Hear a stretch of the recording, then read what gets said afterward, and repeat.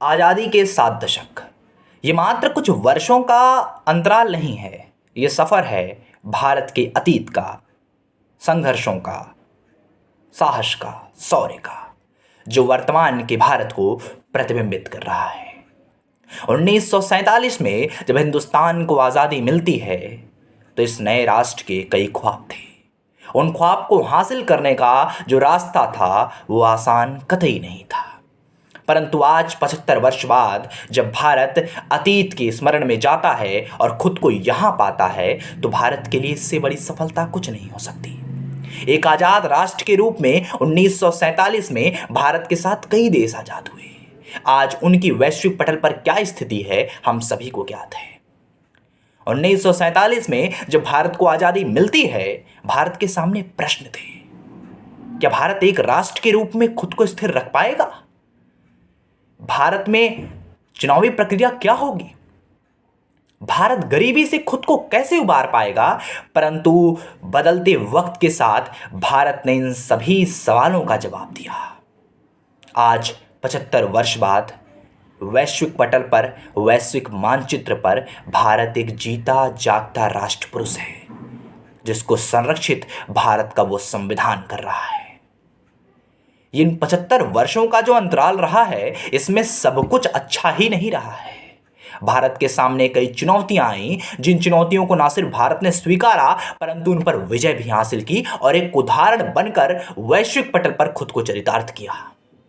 1965 में चाहे वो भारत पाकिस्तान के समय अन्न का संकट हो, 1991 में आर्थिक संकट हो, 1992 में जब धर्मनिरपेक्षता पर आंच आई थी, 1996 से लेकर 98 तक जब राजनीतिक संकट भारत पर आया था, लोकतंत्र पर प्रश्न चिन्ह उठा था, भारत ने उन सभी स्थिति परिस्थितियों में खुद को संभाला है और खुद को एक राष्ट्र के रूप में सभी नागरिकों के साथ कदम से कदम मिलाकर प्रगति की है। महोदय, आज हम जब बात करते हैं इस देश के संविधान की, जिसने हमें और आपको आवाज दी कि बोल के लब आजाद हैं तेरे, आंदोलन के रूप में आज हम किसी भी कानून और बिल के खिलाफ सड़कों पर उतर जाते हैं, ये आजाद भारत की संकल्पना थी जिसे भारत के वीर सपूतों ने हमें दी थी।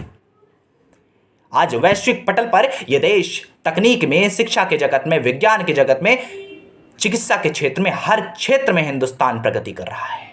और आज वर्तमान परिप्रेक्ष्य में, वैश्विक परिप्रेक्ष्य में भारत से सबको उम्मीदें हैं। महोदय, उम्मीदें आती हैं तो साथ में जिम्मेदारियां भी आती हैं।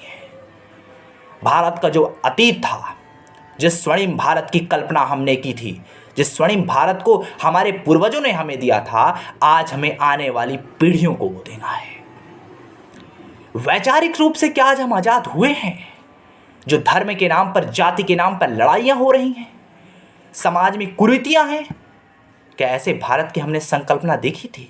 कतई नहीं महोदय। हमें भारत से जो उम्मीदें थी, हमें अपने पूर्वजों से जो उम्मीदें थी, उन्होंने वो सब कुछ किया।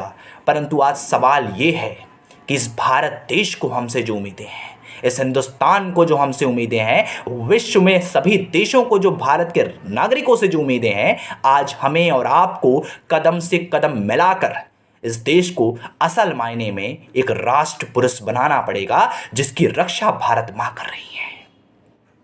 अंत में कि सारे जहां से अच्छा हिंदुस्तान आता हमारा, ये मात्र कुछ पंक्तियां नहीं हैं, इसे हमें चरितार्थ करना पड़ेगा। जय हिंद, बहुत बहुत धन्यवाद।